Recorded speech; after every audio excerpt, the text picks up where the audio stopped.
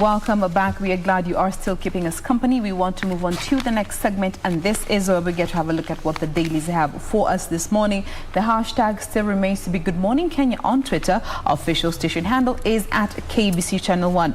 Let me just run you through the front page of the Daily Nation today. It's quite thick. So many stories have been featured here on the front page.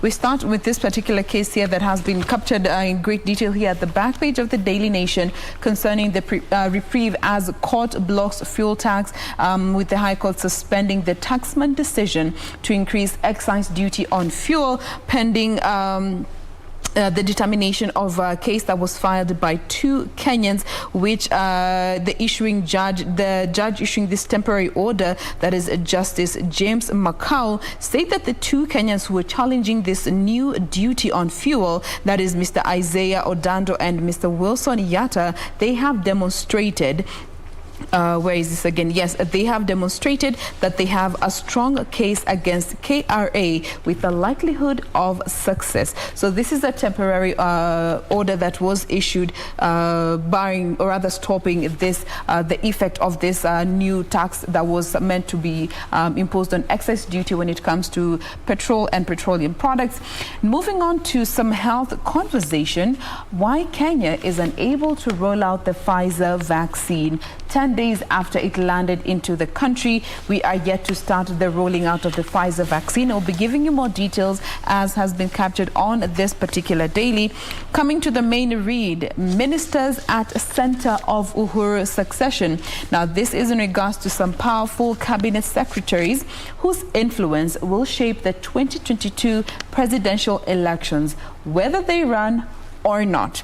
And the first among equals might be able to grab the trophy, since there aren't any constitutional limitations that stop them from running for some of these offices. We'll be looking at that in a bit. Again, onto some sports. Bowing out, Wanyama hangs up his boots from international assignments with Harambee Stars. And finally, who killed them? This is the question surrounding the death of 3 men and 1 woman whose bodies were retrieved after they were found floating on Masinga Dam this past Sunday evening. More details coming up as we continue on with In the Headlines. Victor. All right. So, and on the front page of the Star newspaper, Raila woos Uhuru strategist for 2022. Deal reached to have a joint Jubilee ODM presidential campaign secretariat.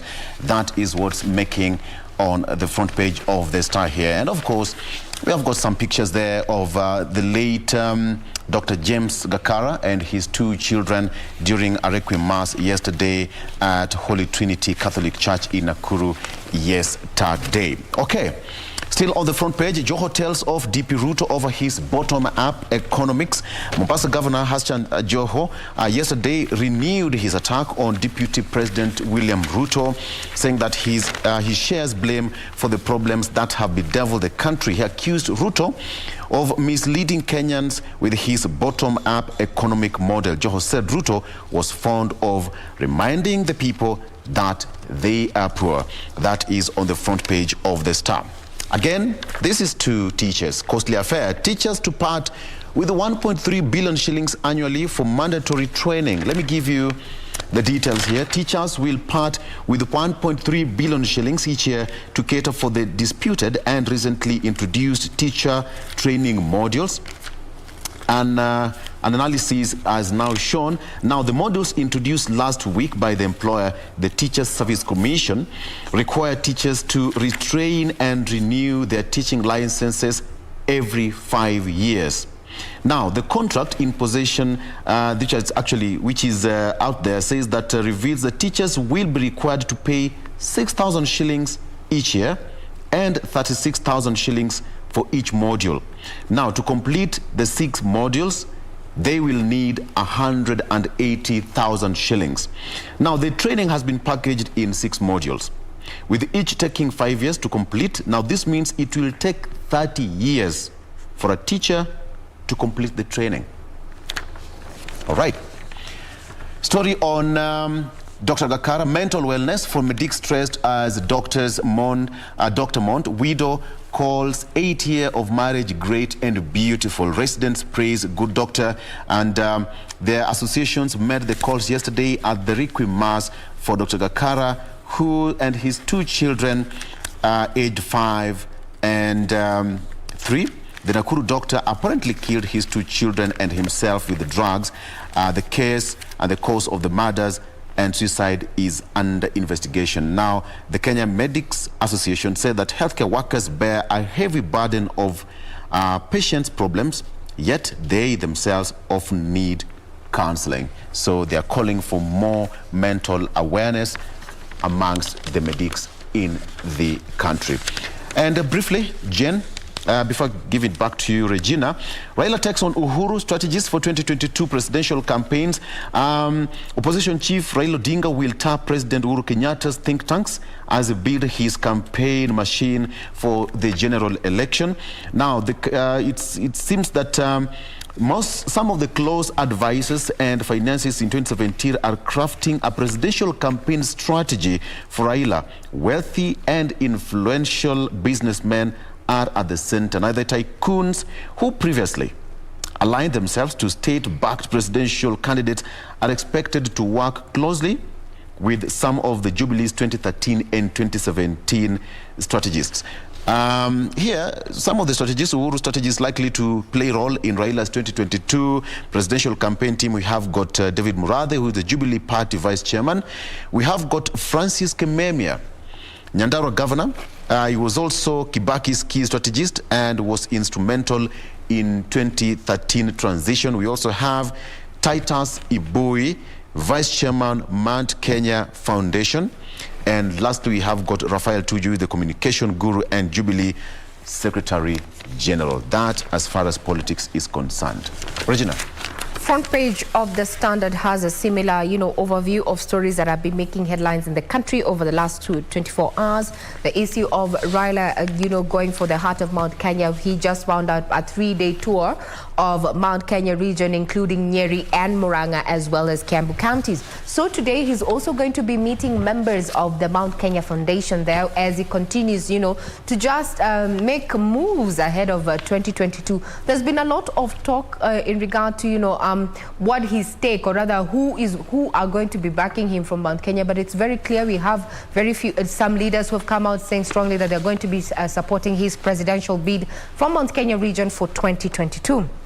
Now, teachers want the state to pay for the annual training. Remember last week this came out from TSC, made this announcement saying that, teachers will be required to undertake an annual refresher course at a cost of 6,000 shillings. Now, teachers say they cannot afford those, to pay for that training, and they want the government to actually pay for this.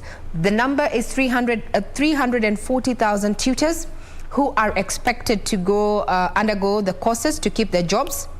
Now they want the government to pay 6,000, the 6,000 cost, and revise the mode of training. Remember, there's been a push and pull. We're from the 844 system. Now we are already at the CBC. Remember, by the time even the calendar, the education calendar stabilizes, we're talking about 2023. Then that particular tribute by the widow to Gakara there, who is believed to have, murdered his children. And what I can quote from what was said during that particular mass, it points to matters of mental health. And I'd want to just read it. Many times we forget, and this is according to the Kenya Medical Association Nakuru chapter chairperson, Jain Wambui, who said that the doctors have a lot weighing on their shoulders, including emotional challenges, which should not be overlooked. And I quote, many a time we forget that doctors are also human. We may not have issues in our families, but we carry emotional burdens from our work. Mental health is afflicting us. Whom do we as doctors speak to? Who supports us? Some of our colleagues have gone into drugs while others are battling alcoholism due to the stress that we are subjected to at work. There is a doctor's mental health program, but more needs to be done.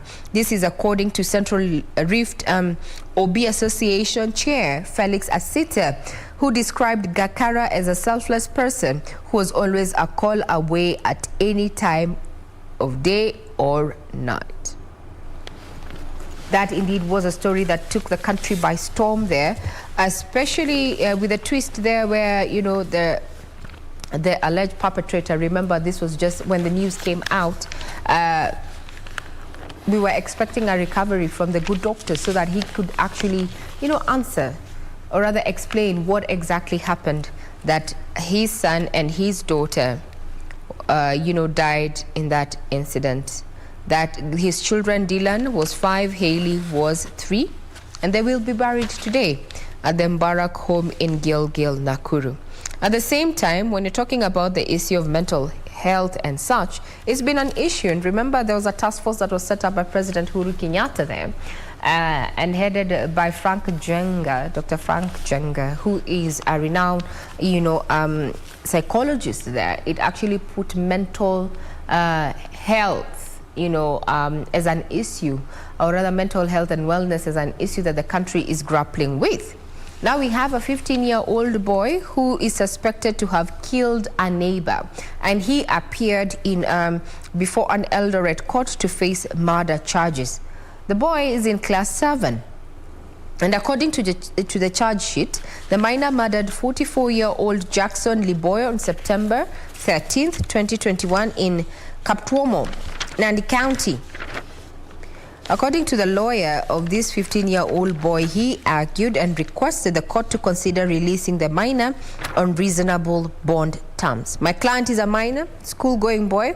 We have presented to court his age assessment report and a copy of his birth certificate. So a 15-year-old boy is facing murder charges in Eldoret. Over to you guys. I don't know what you have to say in regard to that matter, you know, matters of mental health. And also borrowing from that report that indicated that 33% of us as Kenyans are angry. So out of a population of around 49 million, 33% of that are angry. That's why if you walk in the streets today, by mistake you step on someone's foot and you do not apologize, or even you step on someone's merchandise, you're bound to get into an altercation. The issue of mental wellness. A lot is happening. In fact, somebody one day made some joke that if you meet someone talking by himself or to himself on the streets, don't interrupt him. Perhaps he's in a serious meeting with himself, trying to, you know, have things, you know, well aligned in his mind and what have you. It's tough, man. It's tough. It's not like past days, past years when things were not all that so good. Remember, it all goes back to economy, basically. Most people lost their jobs. And you know, when there is no money, there's no happiness. We can say that. There's no happiness. So most people are struggling and families are struggling left, right, and center. But that is just but one of the reasons why perhaps we have got a very hostile society right now. Perhaps we should have a conversation as a country and see where did you go wrong and what's happening. Yeah. I agree with you, Ray, when you say guys are angry. And for most people, we haven't been taught how to deal with anger in a healthy way. Because anger is just one of the emotions that we get to experience as humans. When you are stressed out, you find an activity to help you, you know, blow off steam. When you're feeling sad, how do you handle such emotions? Emotional intelligence is something that is lacking amongst many of us. It is not something that most of us were brought up understanding how to be in touch with our emotions, how to deal with our emotions in a healthy way. That's why you find it just, was it last month we had somebody killed, over 50 bob.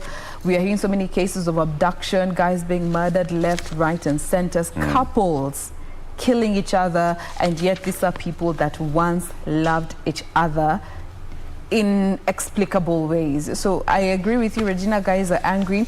And the saddest part is, for the grown-up population, we presume that our kids don't have anything to stress them out. Here we have a 15-year-old facing murder charges. What could possibly be stressing out a 15-year-old apart from puberty? You see? Many a times our kids are stressed out, but we don't take that with the seriousness that it deserves. We brush it off because, I mean, you're a child. What responsibilities could you possibly be having that are stressing you out? Kazi yako ni kusoma, kukula, kulala, kucheza. That's your life. So again, we need to also, as parents, as guardians, maybe we could have more conversations with our children to just understand what they're going through and help them navigate these areas of life that we have already gotten to experience and gotten to know better about. Now, let me bring you to the Daily Nation, and I want us to touch on some bit of health, and this is in regards to the Pfizer vaccine. Okay, my newspaper is refusing to flip over. Right, so here we are. So this is one of the stories that have been featured on the front page of the Daily Nation, stating that Kenya is unable to roll out the Pfizer jabs due to lack of proper syringes. So this particular batch arrived in the country 10 days ago. And looking at the shelf life of the Pfizer vaccine, it has 6 months, okay? Looking at this particular batch of, there were 795,600 COVID-19 doses Pfizer vaccine that were donated by the US government. They were manufactured 3 months ago, okay? When it comes to the administration, it is given in 2 doses, 21 days apart. So looking at this particular consignment, we have up until December before it expires. Now, as per what the health ministry is saying, these particular vaccines were donated, of course, by the US government, but they were also supposed to send, along with this particular batch of vaccines, special syringes. These are the, let me get it, these are the, where is this word? The dead zero? Yes. Yeah, the dead space syringes that are used to administer this particular vaccine. Now, looking at this particular syringe, it was what has been, after a number of injections that were given across some of the countries, they came to realize that for some of these vials that are being administered, there is that a small amount that is left, which cannot be administered by the regular syringes. So that's why they went for these low dead space syringes, which is different from the regular syringes. They have a shorter space between the needle and the plunger. They are, when they're plunged into the skin, they go in completely, okay? They are also detachable between the needle and the syringe. It is detachable, and they also reduce the chance of spreading infections such as HIV and hepatitis C if they are used or shared, okay? So this is just some of the reasons as to why this particular syringe is, you know, special as compared to the traditional syringe that we are used to. But as per the ministry, they say that the consignment that had the syringes was packed separately from this that had the doses, and they thought that the US government were going to send them together, but that is not the case. But they are hopeful that they're going to be coming soon, but they don't know when that will be so. But given we have just under, 3 months to be able to administer this particular doses before they expire, the ministry has gone on to say that they will find a way of administering this particular doses before they get expired, since they have to exhaust them before December. So that is where we are when it comes to the Pfizer vaccine in the Kenyan space. Vic. Still on vaccination and health matters, counties urged to use mobile vaccination units. Health CS says government plans to have vaccinated 5.8 million people by Mashujaa Day. Now, the advice came from Health Cabinet Secretary Mutahi Kagwe on Monday. He said that by Mashujaa Day, 5.8 people should get vaccinated. Now, MPs split on push to lock out graft suspects from election. Experts say that proposal is likely to run into constitutionality hurdles. While some lawmakers and experts hold that it is the spirit of the Constitution, others held the view that the amendments proposed by Ugunja MP, that is Opiyo Wandayi, would be hard to implement. Wandayi seeks to amend the Leadership and Integrity Act and the Elections Act to demand that graft suspects step aside and cease to perform the functions of their offices. So there's a split already there as per that proposal. Again, still on matters election and politics, Ruto changes tune, embraces small parties in hostile region. DP to work with Obado's PDP in attempt to turn tables on Raila Odinga's Nyanza backyard. The move has exposed his doublespeak on fringe parties after he recently dismissed forging alliances with such outfits with his strongholds, and he said that he would partner with Migori Governor Koth Obado's People's Democratic Party in a strategy to turn tables on Raila Odinga's backyard, that is Nyanza region. That is politics. And finally, polls agency sets tough rules in fresh Kim's tender process. Bidders to mandatorily source 40% of tender locally, foreign entities to be listed locally. IBC has set tough rules for tenders in the fresh procurement of technology, popularly known as Kim's Kit, set for use in the 2022 general election. The commission was on September 1st directed by the Public Procurement Administrative Review Board to float a fresh Kenya integrated elections management system. And IBC spent 6.8 billion shillings on the equipment in 2017, but they say that the systems failed on the election day and in the transmission of results as spelled in the Supreme Court ruling in the petition by Raila Odinga. So this is it. The tenders expected to supply parts that complement the existing KIM system and maintain the same, as well as provide software upgrades, will be required to deposit tender security of 30 million shillings. Regina, 30 million shillings deposit and the tender is yours. Mike too. Let's talk about money, but now within matrimonial property. And it is very important, and this is a story there was last week when Kenyans were making a lot of hula baloo in regard to a decision that was made, or a verdict that was made in regard to that housewives now can be paid. But hey, it was not a change in the law. It was in regard to that particular case where that woman was claiming that the property that her and the husband acquired during the time that they were married, that she contributed to it. That was the difference, but people blew it out of proportion. Now here is a similar case, and it has been captured on page 10 of this particular daily that I'm sampling this morning. Now a bank has been ordered to pay a woman 2 million shillings as compensation. So the long and short of the story is about Charles Njehia Nganga, who took a 5 million shillings from Barclays Bank in 1998. He handed his family property title as a security. Now the title was under his name, and when he defaulted, the bank went ahead to auction the property, estimated to be worth 22 million shillings, to a third party. Now there was one omission, is that which has come to haunt the lender, and that is Barclays Bank. 13 years later, it did not verify whether Njehia had sought his wife Lucy Muthoni's consent before he took the loan. Consequently, not only did Muthoni rescue the property, the lender now will pay her 2 million shillings in compensation. Are you getting? So in the course of this, in her argument, this is what Muthoni argued.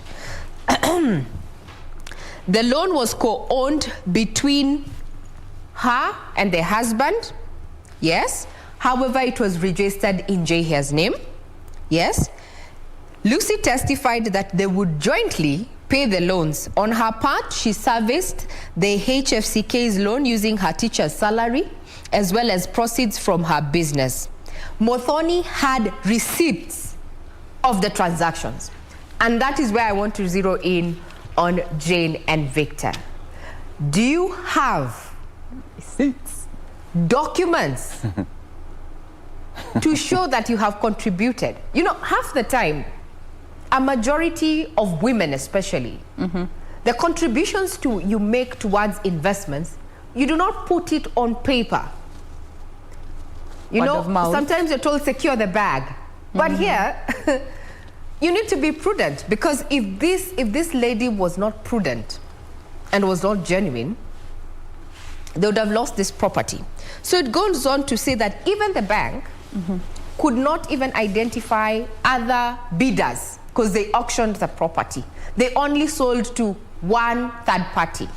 And this is what, unfortunately, a majority of credit facilities do. You go take a loan, you default on the loan, yes, for one reason or another, not deliberately. A majority of them not deliberately. Regina, you've asked a very nice question there. Wait, which one? If you keep the receipts, if you have documents. Yes. That's a good question. I thought you were going to answer it. I thought you were going to answer it. Trust me. Yes. I am very particular. Keep the receipts? I keep my receipts. Okay, for what reason?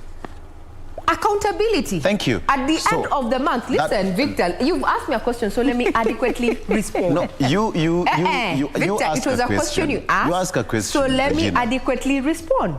So, I keep receipts. Every month I take in stock. I spent this on this. I had budgeted for this.